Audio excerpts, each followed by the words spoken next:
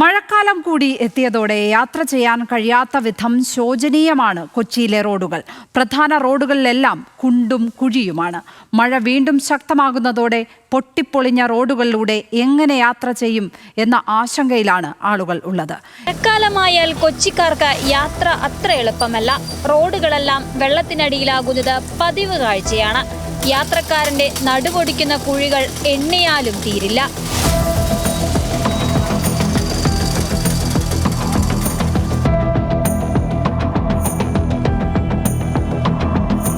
Mullassery canal road. പേര് പോലെ തന്നെ റോഡ് ഒരു കനാലായി മാറി. നല്ലൊരു മഴ പെയ്താൽ റോഡേത് തോടേതെന്ന് തിരിച്ചറിയാൻ തന്നെ പാടാണ്. റോഡ് പണി എന്ന പേരിൽ കുത്തിപ്പൊളിച്ചിട്ടിട്ട് നാളുകളേറെയായി.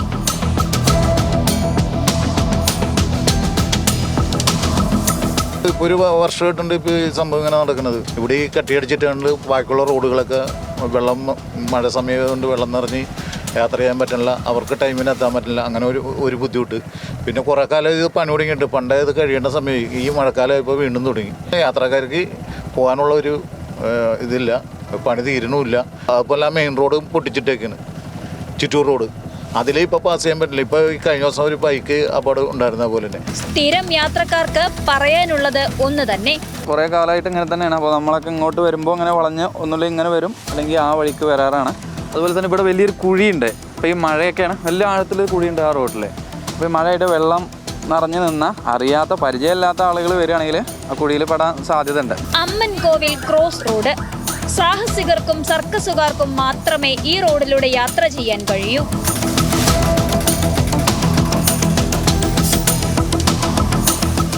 അത് ലോഡ് വണ്ടി ആയതുകൊണ്ട് അതിനുള്ള പ്രശ്നങ്ങളും, പിന്നെ വെള്ളം കൂടുതലായ കുഴി കാണത്തില്ല, അങ്ങനെ എടുത്ത് ചാടുകയും കംപ്ലൈൻ്റ് ഒക്കെ വരികയും ചെയ്യും. പണ്ടേ പ്രസിദ്ധമാണ് കൊച്ചി പനമ്പിള്ളി നഗറിലെ ഈ റോഡ്.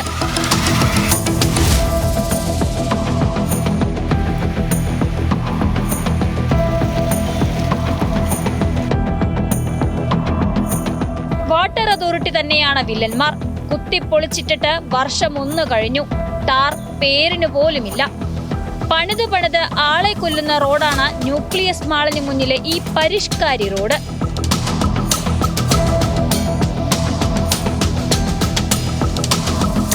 അപ്പോൾ കഴിഞ്ഞ ദിവസം നല്ല മഴയുണ്ടായിരുന്ന സമയത്ത് ഏകദേശം 1-2 മണിക്കൂർ കൊണ്ടാണ് ഈ ബ്ലോക്ക് തന്നെ മാറിക്കിട്ടിയത്. കാരണം അതിനിടയിൽ ഇതിൻ്റെ വർക്ക് നടക്കുന്നു.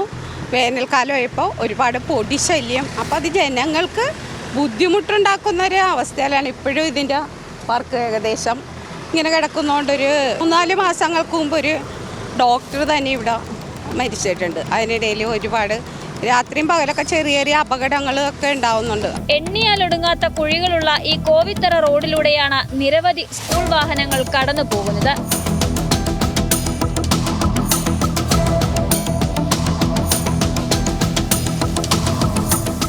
റോഡ് ഭയങ്കര മോശമാണ്. ഇതിപ്പോൾ ടാർ ചെയ്തിട്ട് തന്നെ 2-3 തവണയായി.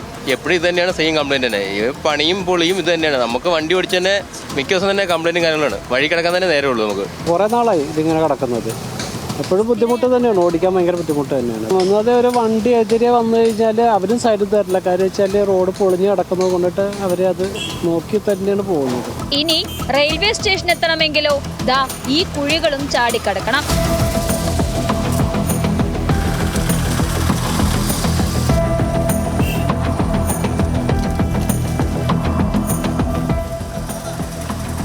കൊച്ചിയിലെ ഈ ചെറു റോഡുകളിലൂടെ യാത്ര ചെയ്യണമെങ്കിൽ അത്യാവശ്യം സാഹസികതകളൊക്കെ തന്നെ അറിഞ്ഞിരിക്കണം.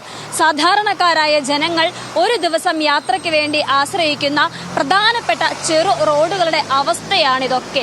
ഇതൊക്കെ കാണേണ്ടത് അധികാരികളാണ്, കണ്ടു തുറക്കേണ്ടതും അധികാരികളാണ്. റോഡുകൾ കൃത്യമായി പെട്ടെന്ന് അടയ്ക്കാനുള്ള ടയർ പാച്ചുകൾ അടക്കമുള്ള സംവിധാനങ്ങൾ നിലനിൽക്കെയാണ് ഇത്തരത്തിലുള്ള റോഡുകൾ ഇങ്ങനെ പൊട്ടിപ്പൊളിഞ്ഞ് കുഴിയും കുണ്ടുമായി കിടക്കുന്നത് എന്നുള്ളതാണ് ഏറ്റവും വലിയ സങ്കടകരമായ കാര്യം. അക്ഷയ്ക്കൊപ്പം കൊച്ചിയിൽ നിന്നും ഷീന മാർട്ടിൻ, ന്യൂസ് മലയാളം.